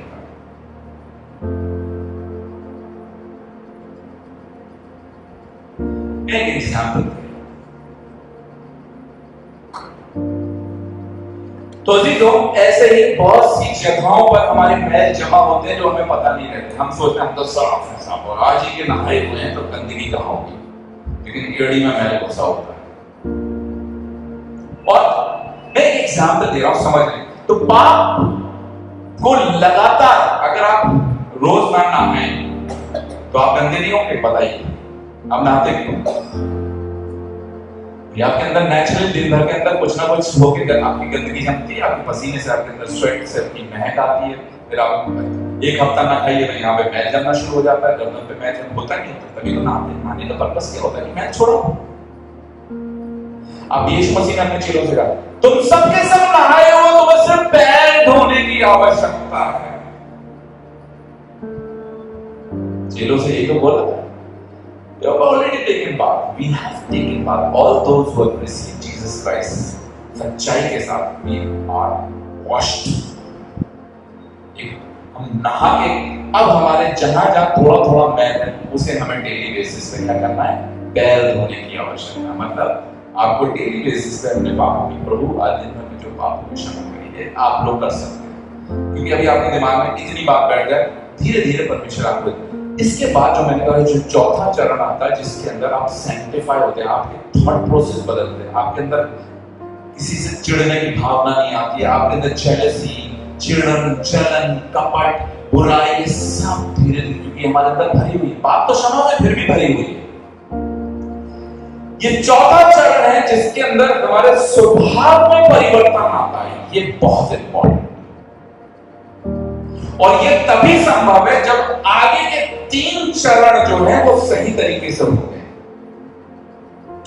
आज हमारे मसीह भाई क्यों दुखी है?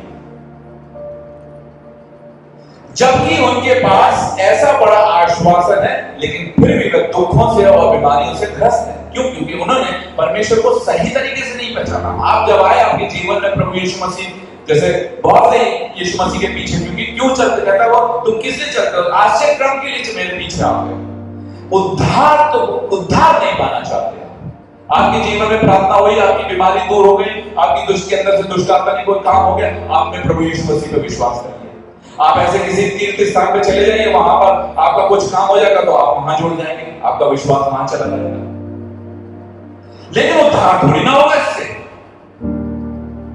उद्धार तो समझना पड़ेगा, उद्धार जानना पड़ेगा, क्योंकि उद्धार का कारण बहुत बड़ा है। तो जब हम उद्धार को समझ लेते हैं तब ऑटोमेटिक, जब कोई चीज समझ जाते हैं तो फिर क्या करते हैं? उस पर चुपचाप बैठ जाते हैं, उस पर काम करने लगते हैं। ऑटोमेटिकली आपके अंदर काम होगा, आपकी आत्मा आपको झिझोड़ेगी, कहेगी उठ और अपने पाप की क्षमा मांग। तो जैसे ही हम प्रभु यीशु मसीह को ग्रहण करते हैं, हमारे अंदर पवित्र आत्मा काम करने लगता है, जो हमें पाप किया लेगा। जब वह सत्य का आत्मा आएगा तो मुझे पाप के प्रति निरुत्तर कराए, देख तेरे अंदर पाप है, देख तेरे अंदर ये बुराई है, देख तेरे अंदर। पवित्र आत्मा हमें क्या पाप बता के क्या करेगा बताइए? क्यों पाप बताता है वो? ताकि तुम क्षमा मांग के उससे सब साफ हो जाओ, इसीलिए तो पवित्र आत्मा बताता है। अब खोपड़ी में समझिए, यदि पाप क्षमा होते रहे और पाप जमा ना हो तो मृत्यु आएगी। बहुत सिंपल है, क्योंकि मृत्यु का कारण क्या है? पाप। जब पाप बहुत बढ़ जाता तो अब हम ये बात समझते हैं, बहुत से मसीहों का मसीहत करप्ट हो गई है। Christianity is corrupted badly. क्यों? क्योंकि हम में से बहुत से लोगों ने क्रिश्चियनिटी को तमाशा बना दिया। जिन बातों पे हमको मनन करना चाहिए, जिन बातों पे हमें चिंतन करना चाहिए, उनको छोड़ के हम आलतू फलालतू की बातों में जुट गए। चर्चेज आज यही कर रहे हैं, सब चर्चेज कर रहे हैं। क्यों? क्योंकि उनको क्या है, कांग्रेगेशन इकट्ठी करनी है, उनको भीड़ जमा करनी। भीड़ सच्चाई बताने से नहीं जमा होती है, लेकिन उनको फालतू की बातें कराओ तो सब जमा हो जाता है। अभी कहेंगे आप कैंडल लाइट सर्विस है, सारा यूथ भागा दौड़ा चला जाएगा, खड़ा हो जाएगा, कोई साड़ी पहन के या खड़े होंगे, सूट पहन के या टाई पहन के खड़े होंगे और गाना गाएंगे, हमारी फोटो आएगी, सब खड़े। अब बुलाओ, ऐसे बुलाओ, कोई नजर नहीं आएगा। क्योंकि तुम अज्ञानी हो, तुमने शुरू से धूर्तता पे बेकार की बातों का मनन करा हमेशा से, उसमें तुम्हें अच्छा लगता है, इसलिए तुमने कभी भी परमेश्वर के सत्य को पकड़ नहीं पाए और दुखी रहे।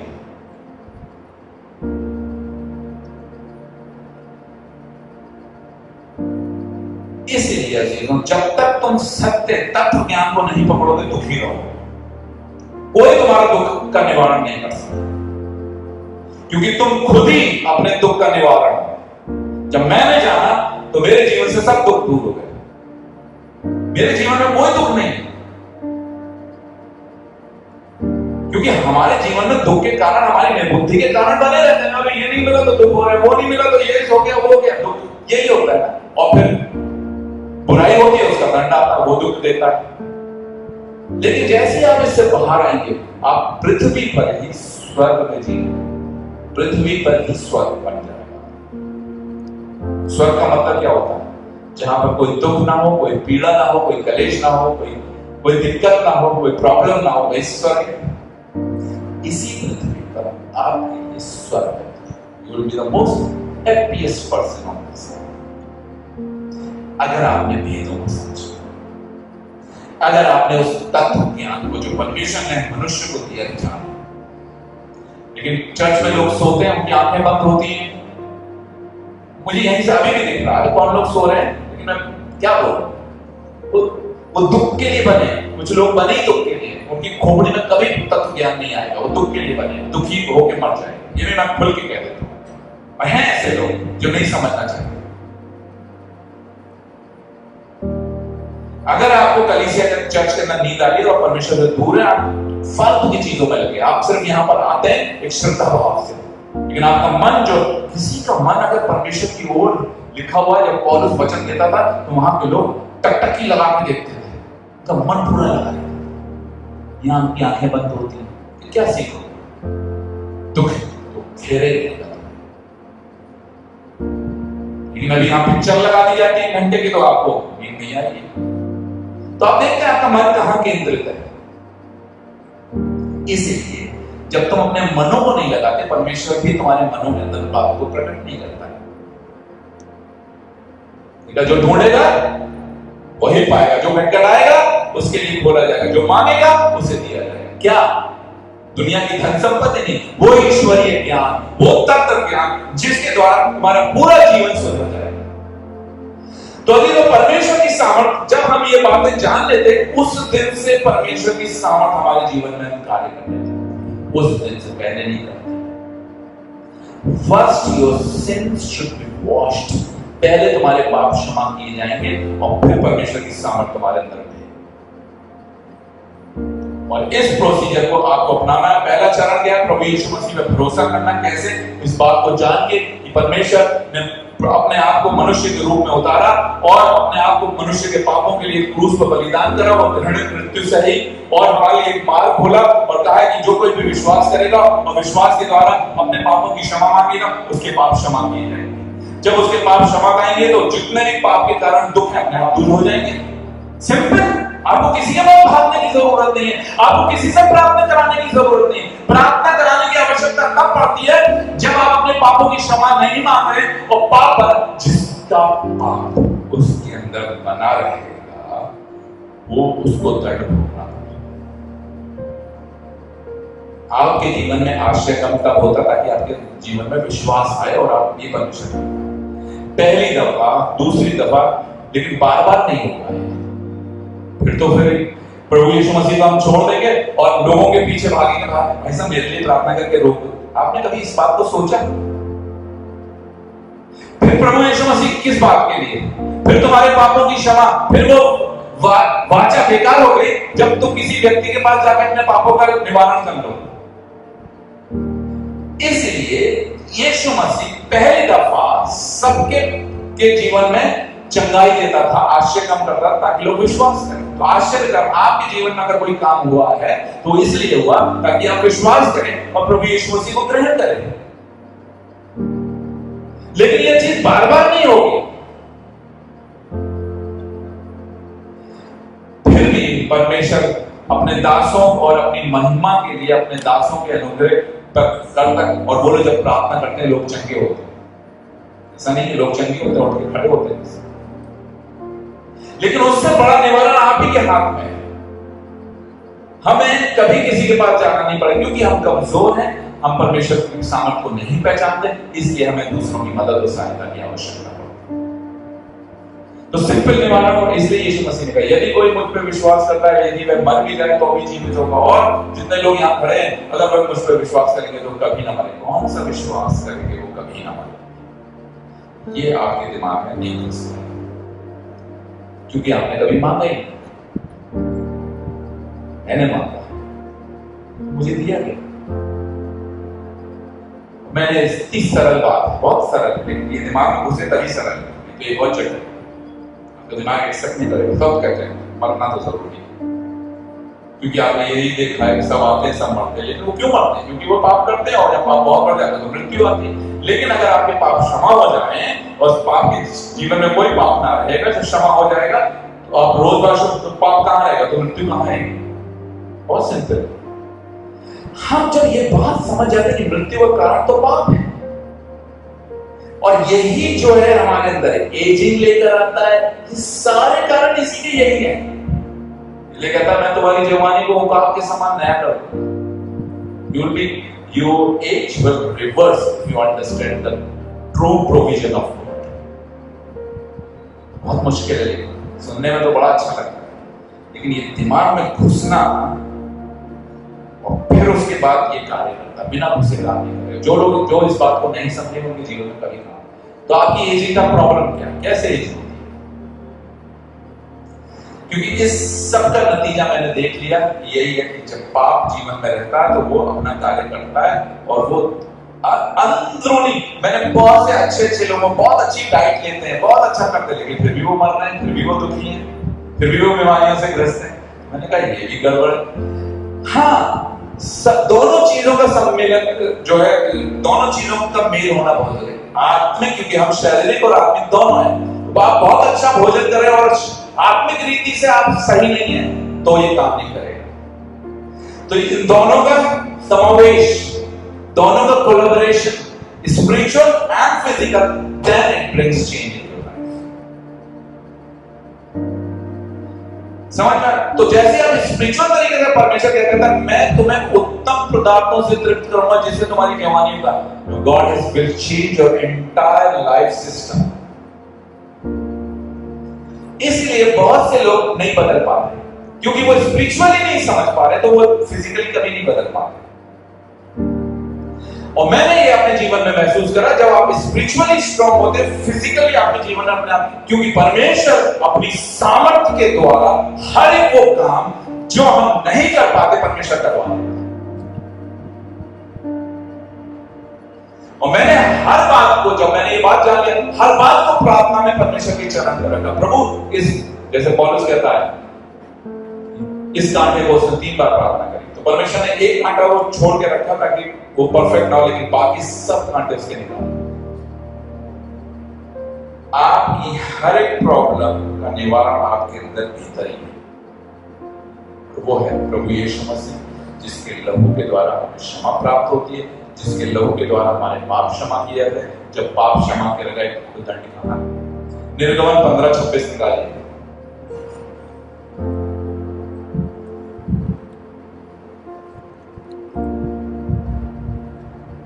यदि तू अपने परमेश्वर यहोवा का वचन तन मन से सुने।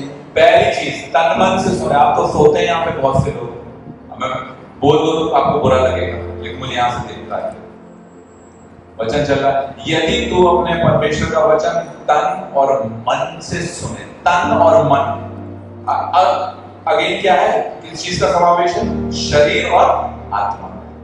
तन और मन से सुने। यदि तू अपने परमेश्वर का वचन तन और मन से सुने, मतलब शरीर और आत्मा दोनों से सुने। शरीर से कैसे सुनते हैं? कान से सुनाई तो दे रहा है, सुनाई दे रहा है, लेकिन आत्मा में नहीं जा रहा, तो ये खाली शरीर का सुनना। लेकिन कहते हैं जब शरीर और कान और मन दोनों से सुने, तो कान की बातें जब मन में जाती है तब वो बैठती है। इसको कहते हैं तन और मन से सुनना। आगे, और जो उसकी दृष्टि में ठीक है वही करे, हाँ, और उसकी आज्ञाओं पर कान लगाए, हाँ, और उसकी सब विधियों को माने। विधि, procedures which I have told you just now, ये पूरा सिस्टम है, प्रोसीजर है, जो विधि है। यीशु मसीह क्रूस पे मारा गया हमारे पापों के लिए, फिर उसने हमें एक प्रोविजन दिया, विधि दी। यदि तुम अपने पापों को मान लोगे, विश्वास करके, तुम्हारे पास ये विधि है पूरी। यदि तो उसकी विधियों को माने, ये विधि हमें दी गई। फिर तो जितने रोग मैंने मिस्रियों पर भेजे थे, उनमें से एक भी तुझ पर ना भेजूंगा। एक भी नहीं भेजूंगा। Because your sins are forgiven, no disease shall come to you. Simple. बीमारी से अच्छा कोई बच पाएगा? बीमारी आती है तो क्या बता के आती है? आ रही हूं मैं, आज तुम्हारे घर में आऊंगी, बुखार, आज तुम्हें बुखार दूंगी, आज तुम्हें ये दूंगी, नहीं। जब वो आ जाती है तब हमें पता चलता कि बीमारी आ गई। तो बीमारी आती है, भेजी जाती है, आपके पास भेजी जाती है, और फिर बाद में आपको पता चलता है कि बीमारी आ गई और उससे आपको कष्ट होगा। But you can stop it far before, बहुत पहले से हो सकते हैं, सिर्फ इस ज्ञान के द्वारा। मेरे ज्ञान के ना होने के कारण don't have the knowledge of God. तो क्या हुआ? आप जैसे, अब मैं प्रभु कहता हूं, प्रभु मेरे पापों को क्षमा करिए, मुझे जूफे से रगड़, जितनी भी दुष्टता मेरे स्वभाव में उसको ठीक करिए। आपका स्वभाव बदल गया। आज मैंने लोगों का स्वभाव, वो ये तो जाने, लेकिन उनका स्वभाव नहीं बदला। स्वभाव ऐसे ही है, वही चिढ़ना, जलन, कपट, सारी लड़ाई झगड़े, ये सब चीजों के अंदर है, सेल्फिशनेस, सब अभी भी खराब। स्वभाव नहीं बदलना, क्योंकि the second procedure is not followed rightly. जो दूसरा प्रोसीजर, आप विश्वास तो करते हैं, लेकिन आप जो पापों की क्षमा मांगते हैं वो सही नहीं हो रहा। उसी की वजह से तीसरा जो चौथा स्टेप है, आपका स्वभाव बदलना। तो स्वभाव नहीं बदलता तो क्या होता है जानते हैं? आपको बताऊं गड़बड़ी क्या होती है। कितने लोग रोज डेली बेसिस पे पाप क्षमा मांगते, नहीं मांगते, भूल जाते हैं।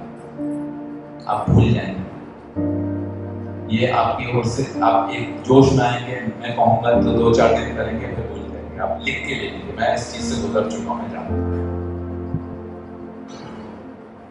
आपकी जिंदगी में इतने फलसफे हैं कि आपको याद नहीं। प्रार्थना तो हो नहीं पाती आपके घरों में, तो क्या खास क्षमा मांगेंगे? आत्मा प्रेरित करता है। जब हम सही स्टेप फॉलो करते तो आत्मा प्रेरित करता है। मेरी मुझको आत्मा प्रेरित करता है डेली बेसिस पर। आपकी आई नो इट, परमिशन नहीं मेरे दिमाग में डाला, इसलिए मैं कॉन्शियस रहता। आप नहीं रह पाएंगे, नहीं रह, सुनने के बावजूद भी आप घर जाके सब भूल जाएंगे और अपनी दुनिया में व्यस्त हो जाएंगे। देखिएगा ये रोज हो, मेरे साथ भी बहुत हुआ। लेकिन जब हम सीरियसली किसी चीज को पकड़ लेते हैं तभी हमारे जीवन में कार्य होता है। इसलिए क्रिश्चियन इतने बड़े अच्छे प्रॉमिस से, ऐसी बड़ी विधि के से भी वंचित और दुख में, संकट में, कलेश में जीवन देता। मुझे दुख होता है। और मैं आपको इतना खुल के, इतनी ओपनली, बहुत ही अच्छे तरीके से सारी बातों को बताता हूं, उसके बावजूद अगर आप ना समझे और फालतू की बातों में अपने मनों को लगाएंगे तो निश्चित जान लीजिए कि आपको पछताना होगा। क्योंकि आप किसी की प्रार्थना के द्वारा चंगे हो गए, इससे इसका मतलब ये नहीं कि आपका जीवन सुधर जाएगा। जीवन सुधरने के लिए, सब कुछ बदलने के लिए आपको एक अलग प्रोसीजर को अडॉप्ट करना पड़ेगा, जो 4 मैंने स्टेप बनाया। एक बार फिर मैं इसको आपको, पहली चीज, प्रभु परमेश्वर ने अपने आप को मनुष्य की देह में उतारकर क्रूस को घृणित मृत्यु सही, इसलिए क्योंकि वो हमारे पापों को क्षमा करना चाहता था। वो न्याय था, वो न्याय करना चाहता था, इसलिए न्याय के द्वारा उसने क्या करा, ऐसे ही पाप क्षमा नहीं करे परंतु उन सब पापों का दंड अपने ऊपर लिया। और जब अब वो हमें क्षमा करने योग्य है, लेकिन अब अड़चन आ जाती, जो अपने पापों को मान लेगा उसी के पाप क्षमा किए जाएंगे। यहाँ पर बहुत बड़ी गड़बड़ी होती है, आप नहीं मानते, आप जानते हुए नहीं मानते। क्यों? क्योंकि उस दुष्ट ने आपको व्यस्त कर रखा, इतने ज्यादा व्यस्त है इस संसार में कि आप भूल जाते हैं।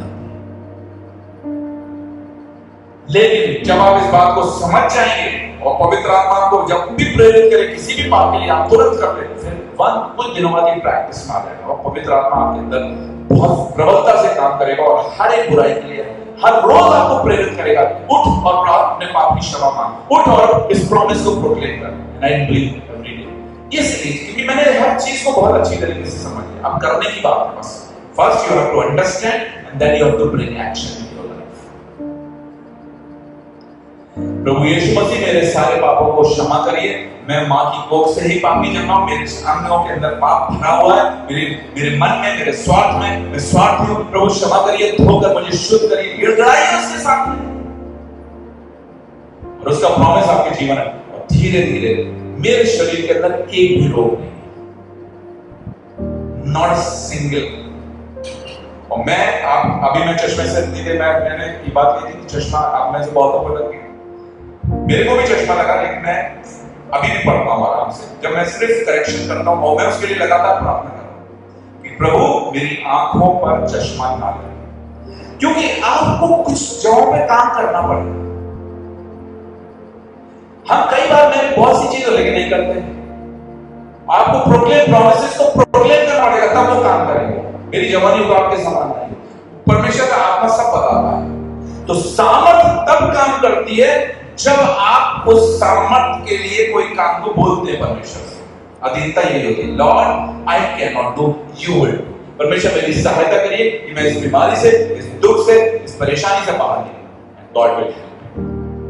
वो सामर्थ है जो दिखाई नहीं देती, लेकिन एक सिद्धांत में छुपी होती है। जब हम उस सिद्धांत को फॉलो करते हैं, आप जो, लेकिन लोग क्या करते हैं, सरल उपाय ढूंढने की कोशिश करते हैं। आप ही के पास निवारण है।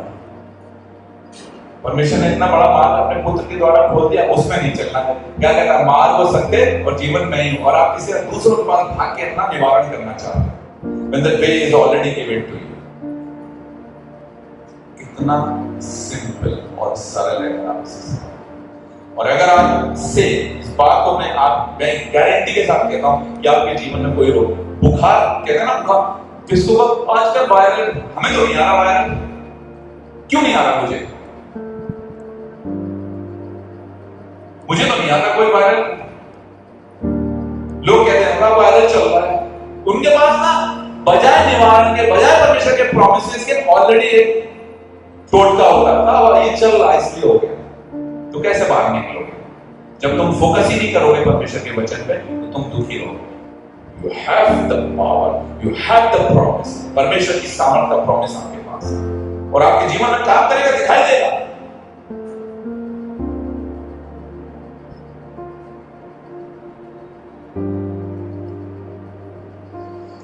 ना तो तुझे दिन की धूप से, आज लोग कहते हैं ना धूप लग गई साहब, अभी का प्रॉमिस किया ना तुझे दिन। मैं जब धूप में आता हूँ, फास्टिंग में रहता हूँ, तेज धूप चमकती रहती है, गैप भी नहीं लगाता।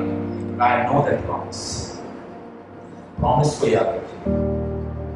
जो लोग प्रॉमिस को याद नहीं रखते उनके जीवन में यस धूप असर करती है, लेकिन परमेश्वर क्या कह रहा है ना, इसीलिए तो वो बोल रहा है यस, ये बात सही है कि धूप से लू लगती है, लू से बीमारी होता है और आपको क्या, लेकिन प्रॉमिस क्या है, ना तो तुझे दिन की धूप से कोई हानि होता है, इसीलिए तो दिया गया प्रॉमिस कि धूप तो अपना काम करती है, कर रही है, और इसीलिए आपने उसे अडॉप्ट कर लिया।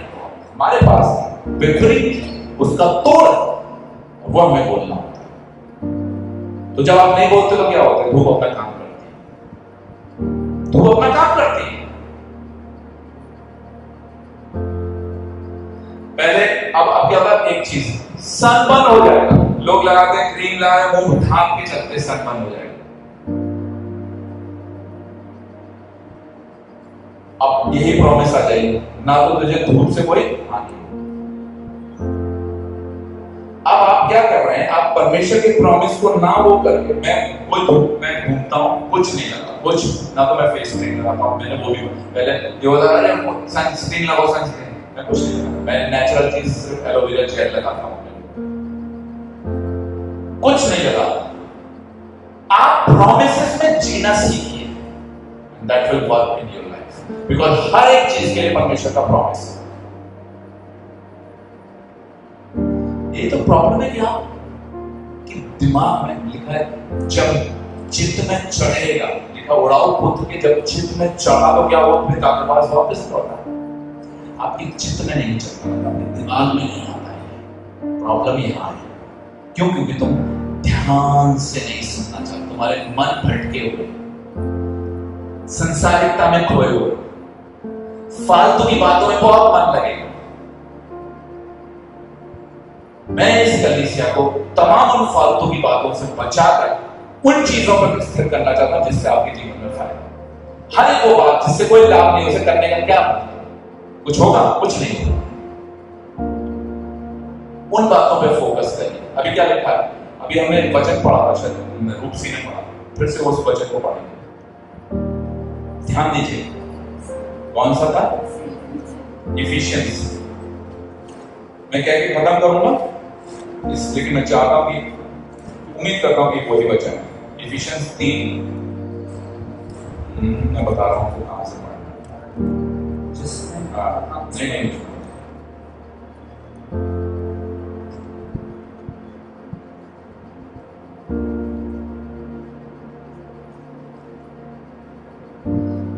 12 से पढ़ा था।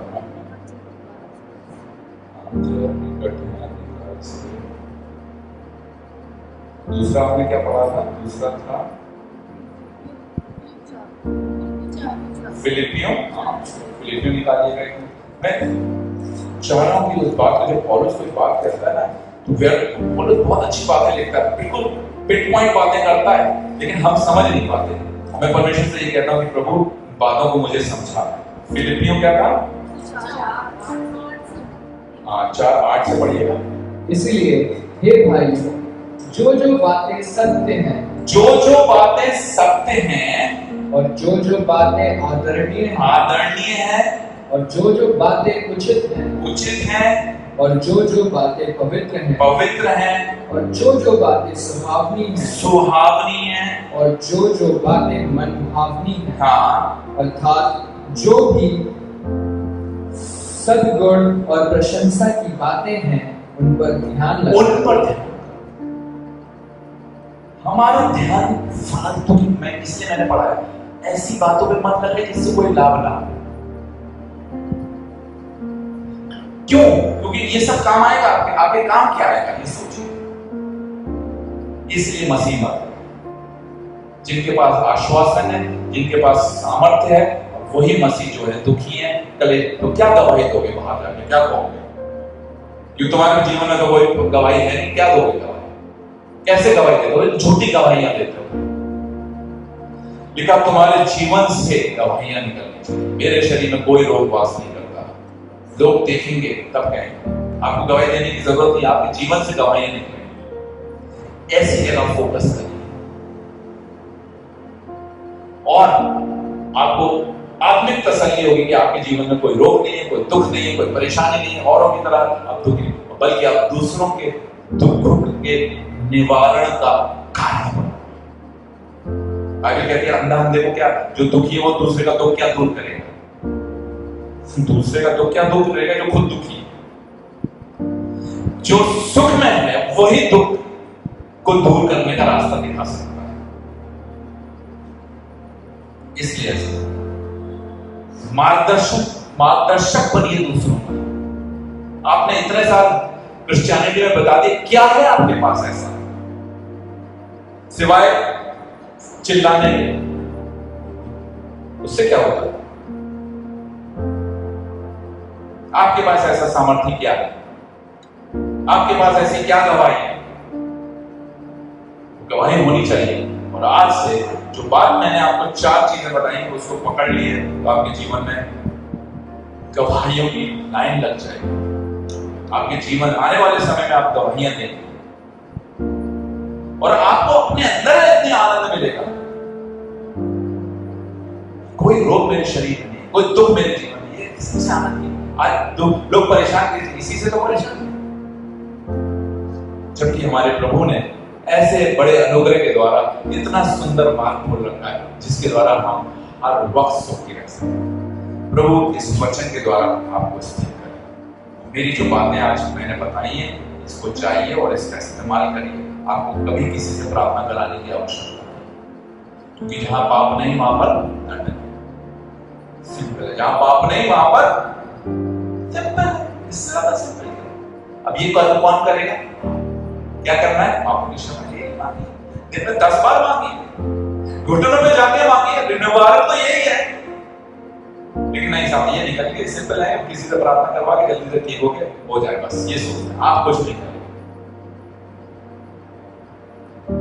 आप बनिए ना। आप जब इस योग्य हो जाएंगे तो आप दूसरों के लिए निवारण का कारण बनेंगे, बहुतों का उद्धार का कारण बनेंगे। उद्धार तो प्रभु का रूप देता है, लेकिन कारण बनेंगे। Through you they will reach to grace of God. प्रभु इस वचन के द्वारा आपको आशीष